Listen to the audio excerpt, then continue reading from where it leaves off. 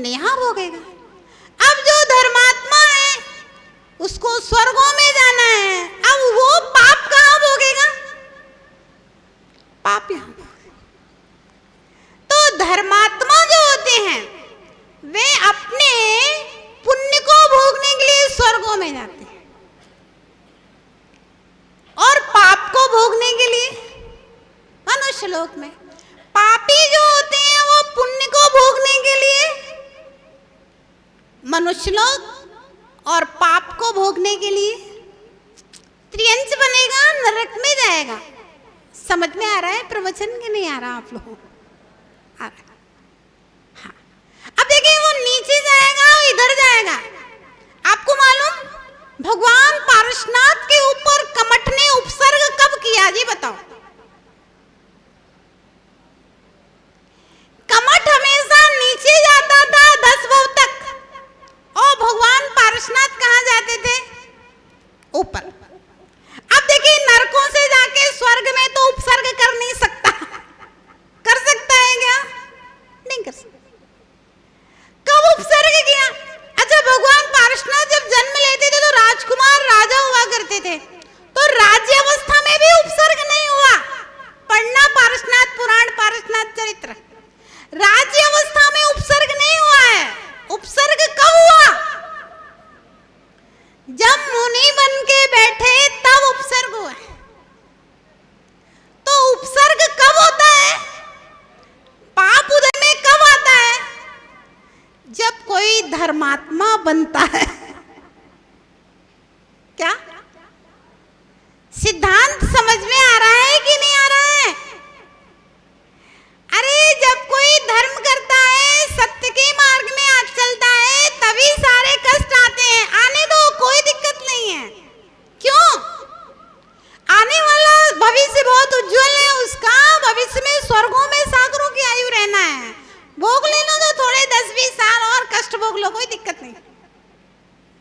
और ये पापी भैया तू भोग ले रावण, जितना पुण्य है, रावड़ी वृत्ति वाले हैं, भोग लो जितना पुण्य है, क्योंकि तुम्हें तो नरक में इंतजाम पहले से हो चुका है। क्या समझ में आया? हाँ, धर्मात्मा अपना पुण्य, अपना सुख ऊपर जाकर के सागरों की आयु भोगता है और पापी अपना दुख नीचे जाकर के सागरों की आयु भोगता है। धर्मात्मा यहाँ थोड़े दिन 10, 20, 25, 50 साल दुख भोग लेता है और पापी यहाँ 10, 20, 25, 50 साल सुख भोग लेता है ना? इसलिए धर्मात्माओं को दुखी देख करके धर्म की आस्था कम करना नहीं चाहिए। अपने पुण्य को बढ़ाते जाओ, अपने पुण्य को बढ़ाते जाओ। जब जब अवसर मिले अपने पुण्य को बढ़ाने का प्रयास और पुरुषार्थ करो। अंतिम बात क्या? एक सिद्धांत है,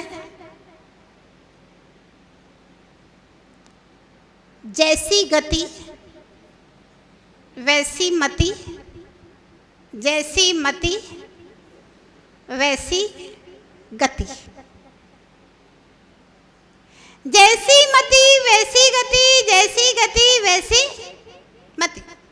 जैसी पर्याय वैसी परिणति, जैसी परिणति वैसी पर्याय। एक ही बात। समझ में आया कि नहीं आया? नहीं आया, समझो। देखिए, जैसे कोई व्यक्ति मर के अपने घर की दीवार के ऊपर छिपकली बन जाए, बन सकता है कि नहीं बन सकता? इतिहास पढ़ते हैं ना, वो राजा मर के अपने खजाने में सांप बन गया। अब खजाना तो आपके पास है नहीं, वो आपके घर की 4 दीवारें आपका खजाना है।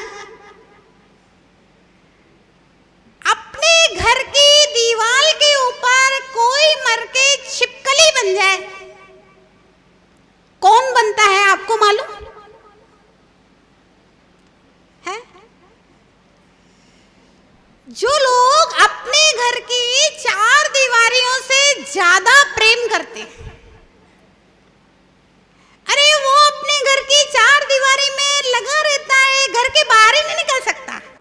व्यक्ति अपने ही घर की दीवारों के ऊपर छिपकली पैदा होता है। चिंता मत करो, आप लोग कोई नहीं पता।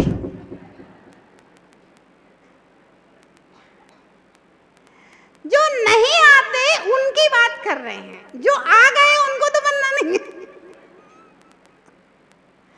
जो नहीं आते, अगर अपने घर की चार दीवारी के ऊपर छिपकली बन गया, अब बताओ क्या करेगा? घर का झाड़ू पोछा लगाएगा कि हिसाब किताब करेगा कि खाना बनाएगा? क्या करेगा? वो छिपकली बन गया है तो निरंतर कीड़ों के ऊपर झपट्टा मारेगा, खाए या ना खाए ये अलग बात है, मिले ना मिले, झपट्टा मार के हिंसा का पाप तो निरंतर बांध ही रही है वो छिपकली। इसीलिए सब नरक जाती है। क्या कहा? जैसी पर्याय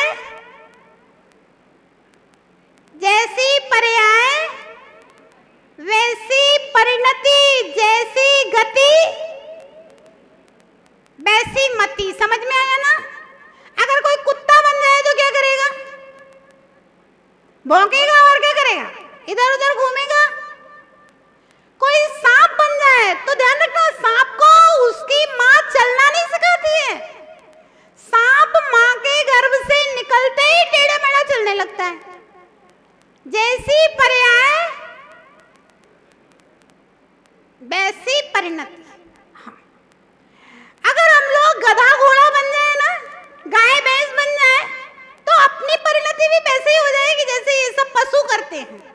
हाँ, ये कर्म सिद्धांत है। देखिए, जैसी पर्याय,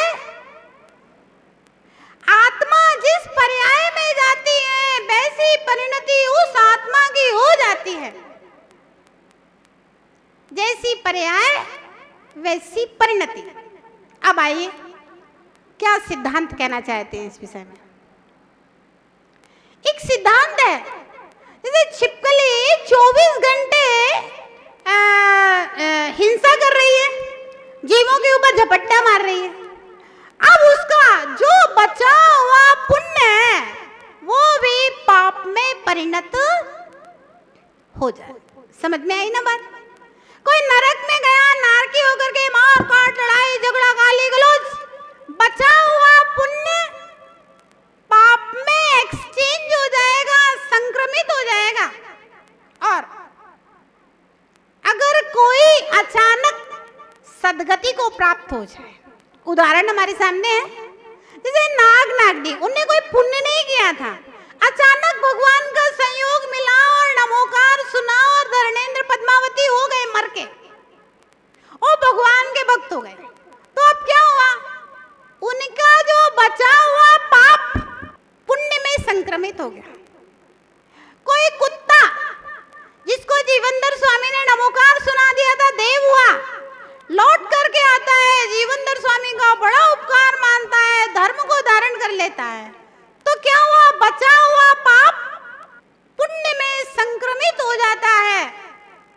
तो इसलिए कहा भैया, धर्मात्माओं के जो कष्ट हैं वे मात्र 10, 20, 25, 50 साल के हैं, और पापियों के कष्ट असंख्यात वर्षों के ही नहीं, असंख्यात जन्मों के हैं। क्या?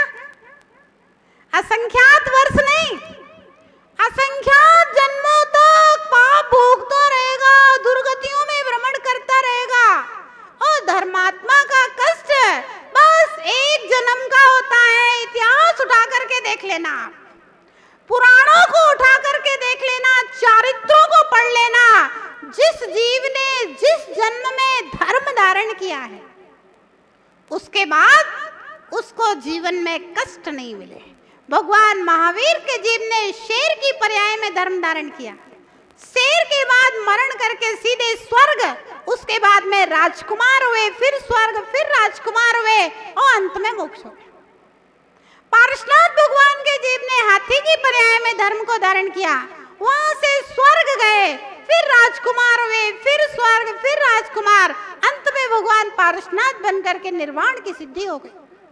तो धर्मात्माओं के कष्ट थोड़े हैं और सुख बहुत लंबे समय का है, और पापियों का सुख थोड़े समय का है, और कष्ट जन्म जन्म के असंख्यात जन्मों के हैं। इसलिए हम अपने हृदय के अंदर धर्म के प्रति आस्था को जन्म दें, सदाचार सत्यता के प्रति आस्था को जन्म दें, और पापियों को संपन्न, वैभवशाली और सम्मानित देख करके अपनी धार्मिक आस्था को नष्ट नहीं होने दें। धर्मो रक्षति रक्षता। अगर मैं धर्म की रक्षा करूंगा, देर हो सकता है, अंधेर नहीं हो सकता, मेरे पिछले पाप को कटने में थोड़ा सा टाइम लग सकता है, लेकिन पाप कटे ना ऐसा नहीं हो सकता। धर्मो रक्षति रक्षता। अगर मैं धर्म की रक्षा करूंगा तो मेरी रक्षा होगी। मुझे धर्म के पथ पर चलना है, मुझे सत्य के पथ पर चलना है, मुझे सदाचार के पथ पर चलना है, चाहे उस पथ में कांटे ही क्यों ना हो, चाहे उस पथ में शूल ही क्यों ना हो, चाहे उस पथ में कष्ट ही क्यों ना हो, फिर भी मैं सत्य के पथ पर चलूंगा, क्योंकि धर्म की रक्षा करूंगा तो मेरी रक्षा होगी। ऐसी धार्मिक आस्था हमारे अंदर होना चाहिए, और जहां आस्था होगी रास्ता अपने आप मिल जाएगा और कदम अपने आप धर्म के पथ पर आगे बढ़ जाएंगे। जब चिंतो तब सहस फल, लखा फल गमनेय, कोटि अनंता फल कहो, जब जिनवर दर्शे। कहा है, जब कोई भव्य जीव जिनेंद्र भगवान के दर्शन का चिंतन करता है, तब हजारों फलों को प्राप्त कर लेता है, और जब जिनेंद्र भगवान के दर्शन के लिए जाने लगता है, तब लाखों फलों को प्राप्त कर लेता है। कोटि अनंता फल कहो, जब जिनवर दर्शे। करोड़ और अनंत फल कहे गए हैं जब जिनेंद्र भगवान का दर्शन करता है। आचार्य रवि सेन स्वामी ने पद्म पुराण, जो कि जैन रामायण कही जाती है, पद्म पुराण महाग्रंथ में लिखा है, जब यह जीव जिनेंद्र भगवान के दर्शन का चिंतन करता है, उस समय 2 उपवास के फल को प्राप्त कर लेता है, और जब यह जीव भगवान के दर्शन के लिए जाने का अभिलाषी होता है, उस समय 3 उपवास के फल को प्राप्त कर लेता है, और जब जाना प्रारंभ कर देता है तो 4 उपवास के फल को प्राप्त करता है। घर से थोड़ी दूर पहुंचता है तो 5 उपवास के फल को प्राप्त कर लेता है। घर और मंदिर के बीच में होता है तब 15 उपवास के फल को प्राप्त कर लेता है। मंदिर का दर्शन करता है तो 1 माह के उपवास के फल को प्राप्त कर लेता है, और मंदिर के आंगन में प्रवेश करता है तो 6 माह के उपवास के फल को प्राप्त करता है, और वेदी के हॉल में प्रवेश करता है 1 वर्ष के उपवास के फल को प्राप्त कर लेता है, और जब जिनेंद्र भगवान की वेदी की प्रदक्षिणा लगाता है तो 100 वर्ष के उपवास के फल को प्राप्त कर लेता है। और अगर स्वभाव से जिनेंद्र भगवान का दर्शन हो जाए तो अनंत फलों को प्राप्त करता है। ऐसा आचार्य रवि सेन स्वामी ने पद्म पुराण महाग्रंथ में लिखा है। भव्यात्माओं, जीवन में एक बात ध्यान रखना, धर्म का फल अचिंत्य है, धर्म का फल अनंत है, धर्म का फल कल्पनातीत है, धर्म का फल याचनातीत है। मतलब अगर आप मांगो ना तो मांग भी नहीं सकते, कल्पनातीत है, अचिंत है, अनंत है, असंख्य है। इस कारण से हमें उस पर विश्वास नहीं हो पाता। हाँ, निश्चित रूप से, क्योंकि हमारी कल्पना लोग जहां तक है, धर्म का फल उसके बहुत दूर से शुरुआत हुआ करती है। हमारा कल्पना लोग बहुत छोटा सा है, हम वहां तक पहुंच ही नहीं सकते जहां धर्म का फल प्राप्त होता है। कोई कल्पना कर सकता है कि जिनेंद्र भगवान के दर्शन का अनंत फल होता है? आप कहोगे माता जी रोज ही तो दर्शन करते हैं। रोज ही दर्शन करते हैं, अनंत फल मिलता है? कहाँ मिल रहा है अनंत फल? लिखा है शास्त्रों में, अगर एक नमोकार मंत्र की माला भाव पूर्वक फेरता है, ऐसा आचार्य शुभचंद्र स्वामी ने ज्ञानार्णव ग्रंथ के अंदर लिखा है। अगर एक नमोकार मंत्र की माला भाव पूर्वक फेरता है तो एक उपवास के फल को प्राप्त करता है। एक बार तत्वार्थ सूत्र का पाठ, शुद्ध पाठ मात्र भाव पूर्वक प्रातःकाल की वेला में करता है तो एक उपवास के फल को प्राप्त करता है।